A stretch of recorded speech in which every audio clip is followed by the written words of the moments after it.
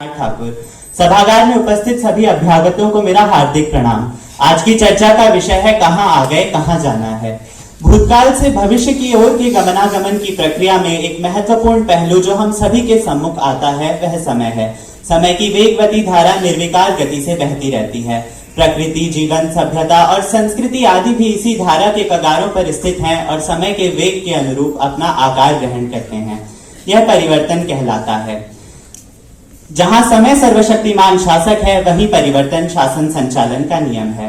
वर्तमान में मनुष्य विभिन्न क्षेत्रों पर अपना प्रभुत्व स्थापित कर चुका है। सूचनाओं का विस्तृत जाल भी उसके अधिकार क्षेत्र में पड़ता है। ऐसे में कहीं ना कहीं ये सभी जो बातें हैं ये परिवर्तन का भौतिक पहलू है, परंतु क्या कभी मनुष्य परिवर्तन के आत्मिक पक्ष की बात करता है? संसार का भौतिक रूप से विकसित होना जितना आवश्यक है, उतनी ही आवश्यक इसकी भावनात्मक स्थिरता भी है। परिवर्तन ने हमारे समक्ष सूचनाओं का विस्तृत जाल स्थापित किया है और सही तथा गलत के निर्धारण का विवेक हमें ईश्वर प्रदत्त शक्ति के रूप में प्राप्त हुआ है। ऐसे में जिस सकारात्मक मानसिक विस्तार की अपेक्षा थी, स्थिति उसके विपरीत ही नजर आती है। आज भौतिक स्तर पर जो संसाधनों की होड़ है, मानसिक स्तर पर वही प्रभुत्व की लालसा दिखाई पड़ती है। जीवन के अनुकूलन के लिए जिस तकनीक की दरकार थी, आज वह नागिन बनकर मनुष्य की तृष्णा की तिजोरी की रखवाली कर रही है। समाज में संकुचित होती मानसिकता और बढ़ती कुरीतियों के पीछे जितना दोष प्रतिस्पर्धा और सीमित संसाधनों का है, उतना ही दोष नैतिक मूल्यों के पतन, आत्मनियंत्रण, हम एक दूसरे की प्राण लेने के लिए आमादा हो जाएं। हमारे मिथकों में इला, शिखंडी, युवनाश्व आदि अगणित किरदार हैं, परंतु कभी भी उनके साथ यौन अभिविन्यास के आधार पर भेदभाव नहीं दर्शाया गया। फिर हम क्यों इसे पश्चिमी सभ्यता की बुराइयों का एक दोष बताकर या बुराई बताकर इस तरह के उत्पीड़न को उचित ठहराने का प्रयत्न करते हैं? आज हमारे शैक्षणिक संस्थानों और कार्यस्थलों में उत्पीड़न बढ़ता जा रहा है। द्वेष और तृष्णा की कोठरी में कैद मनुष्य अत्यंत संवेदनहीन बन चुका है। समाज के अर्ध भाग का निर्माण लगभग महिलाओं के द्वारा किया जाता है, परंतु फिर भी उनके प्रति हीन भावना कम होने का नाम नहीं ले रही। चाहे उनके परिधान हो या वाहन चलाने का कौशल या उनके अधिकारों की बात, लोग कहीं भी अपनी बुरी टिप्पणी करने का मौका नहीं छोड़ते। आज जिस तीव्रता से तकनीकी और भौतिक परिवेश परिवर्तित हो रहा है, उसी तीव्रता के साथ हमारी मनोवृत्तियां भी बदल कर खा जाते हैं। ऐसा करने से पहले वे कानून के बारे में भी नहीं सोचते। इस तरह हम देखते हैं कि इस परिवर्तन का भावनात्मक पक्ष अस्थिरता के बादलों से घिरा हुआ है। शंकाओं की धुंधलके में भविष्य की राह खोजना अत्यंत संघर्षपूर्ण हो जाता है। स्वार्थ की अग्नि बहुत भयावह ढंग से फैल रही है और धीरे धीरे अधिकतर लोगों की भलमनसाहत इसके हवाले होती जा रही है। हम सभी अपने लिए एक उज्जवल भविष्य की कामना करते हैं और ये हमारी निजी प्रवृत्तियों पर निर्भर करता है कि हम वहां तक कैसे पहुंचना चाहते हैं। एक बेहतर इंसान स्वतः परिश्रमों के आधार पर एक बेहतर भविष्य का निर्माण करता है, वहीं दूसरी ओर एक दूषित विचारधारा का व्यक्ति अपने कल्याण के लिए दूसरों के सुख और वैभव की रेखाओं को मिटाने से भी नहीं चूकता।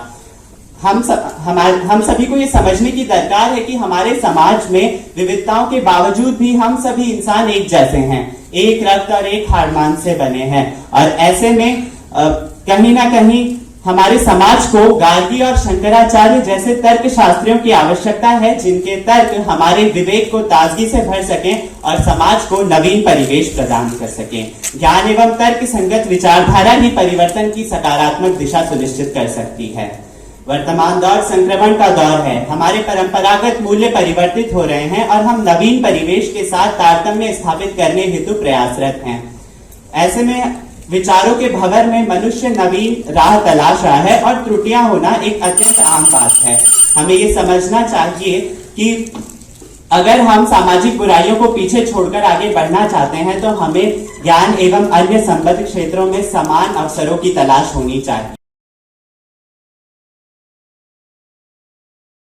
किया है और एक जगह आपने ये कहा है कि पश्चिमी जो विचार श्रृंखला है उससे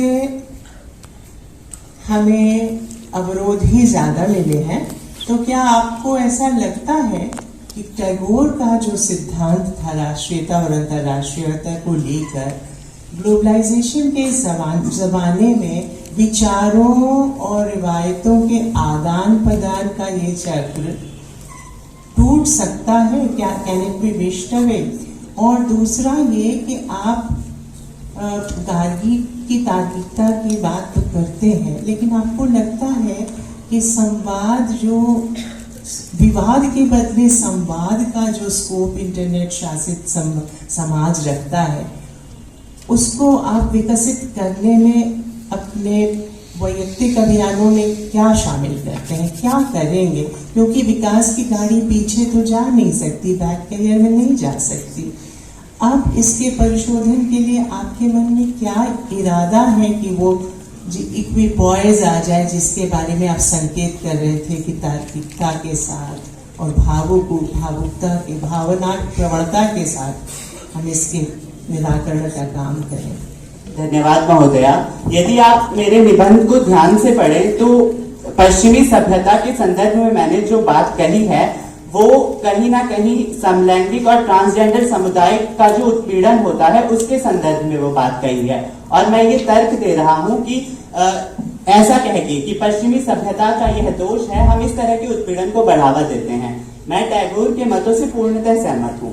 और दूसरी बात, मैं बिल्कुल ये मानता हूं कि विकास की गाड़ी पीछे नहीं जा सकती, परंतु कहीं ना कहीं इसी विकास में, जैसा कि एक बहुप्रचलित उक्ति भी है कि लोहा लोहे को काटता है, तो कहीं ना कहीं इस विकास में जो कृत्रिम बुद्धिमत्ता है, एआई है, ये ही हमारी सहायता कर सकती है। एआई के माध्यम से हम ऐसे मार्ग खोज सकते हैं कि जिससे जो सोशल मीडिया या इंटरनेट पे अपरिष्कृत जो चीजें हैं, जिनका कोई तथ्य नहीं है, उन्हें हटाया जा सके। आपने लिखा है, वर्तमान युग में वर्चुअल समुदाय वास्तविक समुदाय से अधिक सशक्त और विस्तृत है। मैं कहाँ जाना है के संदर्भ में इस कथन पर आपकी कुछ टिप्पणी चाहिए। बिल्कुल, ये ऐसा माना जाता है कि वर्तमान समय में वर्चुअल समुदाय वास्तविक समुदाय से कई अधिक व्यापक हैं। ऐसे में मेरा मानना है कि ये बहुत अच्छी स्थिति है, क्योंकि कहीं ना कहीं, अभी मैम ने भी कहा था कि हम कहीं ना कहीं बाउंड्रीज में बढ़ चुके हैं, हम भौतिक बाउंड्रीज में बटे हुए हैं और हम चाहते हैं कि हम दूसरे अंतर्राष्ट्रीय स्तर पर विचारों का आदान प्रदान करें। ऐसे में सोशल मीडिया एक बहुत ही अद्भुत माध्यम बन के उभरता है, परंतु इसी के साथ मैं ये भी कहूंगा कि संस्कृतियों का आदान प्रदान तो उचित है, विश्वग्राम की अवधारणा भी उचित है, परंतु अपनी संस्कृति के संवर्धन का भार भी हमारे ही ऊपर है। तो ऐसे में दूसरी सभ्यता की ओर बढ़ने से पहले, चाहे वो कोरियन ड्रामा हो या कोई संगीत विदेशी हो, इसकी ओर बढ़ने से पहले हम अपनी स्थानीय संस्कृति को भी अवश्य जानें। पेज 1 पे लिखा है, भौतिक जगत की एक आत्मा है। सो इससे आपका क्या तात्पर्य है? बाय एनी चांस क्या आप इस विषय को लेकर के समकालीन तौर पे, क्या ये इसको प्रश्न के तौर पे देखते हैं? क्योंकि हेगल का एक कहना था, ज़ाइटगाइस्ट, एक शब्द उन्होंने इस्तेमाल किया था, spirit of the time, right? तो क्या ये उसके संदर्भ में है, और अगर नहीं है तो किस संदर्भ में है? महोदय, आपने जिस विशेषज्ञ की बात की उनके बारे में मैं अधिक नहीं जानता हूं, परंतु मैंने जो लिखा है वो है कि हमें ये समझना चाहिए, या अध्यात्म के स्तर पर इसे ऐसे देखना चाहिए कि इस पूरे ब्रह्मांड की या इस पूरे विश्व की एक आत्मा है, और इस आत्मा का निर्माण हमारे निजी कर्मों से हुआ है, निजी मनोवृत्तियों से हुआ है, हमारे नैतिक मूल्यों से हुआ है। यानी कि हमारे स्वतः के जो हमारे स्वतः के मूल्य हैं, ये कहीं ना कहीं एक विस्तृत स्तर पर पूरे विश्व को एक योगदान प्रदान करते हैं। तो यही मेरा मानना है कि हमारे स्वतः कर्मों के आधार पर एक बेहतर भविष्य का निर्माण किया जा सकता है।